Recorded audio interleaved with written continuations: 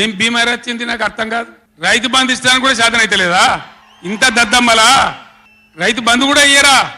నియమ ఇస్తే ఇచ్చినవు, ఇవ్వకపోతే ఇయ్యలే, ఇస్తే ఇచ్చినవు, ఇవ్వకపోతే ఇయ్యలే.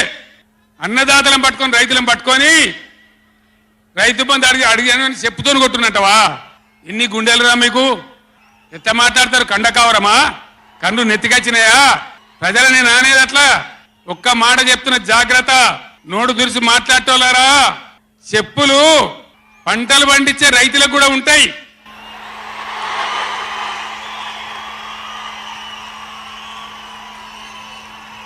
రైతుల చెప్పులు ఎట్లుంటాయి? బందోబస్తుకుంటాయి. బాగా రైతుల చెప్పులు ఎట్లుంటాయి? బందోబస్తుకుంటాయి, గట్టిగా ఉంటాయి. ఒక్కటే చెప్పు దెబ్బతో మూడు పళ్ళు ఊసిపోతాయి. దానికోసమైనా మీరు అడిగేది? ఇది మర్యాదనా? ఇది గౌరవమా? ప్రజలను గౌరవించే పద్ధత? నీకు చేత కాకపోతే మాఫీ చేయండి, జరగని ఎన్నిక చరిత్ర అని చెప్పాలి.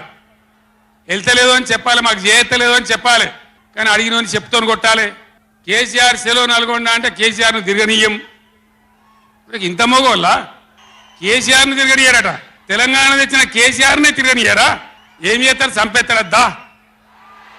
చంపుతావా? దా వ్యాపారం చంపుతావుదా? కేసీఆర్ని చంపి మీరు ఉంటారా?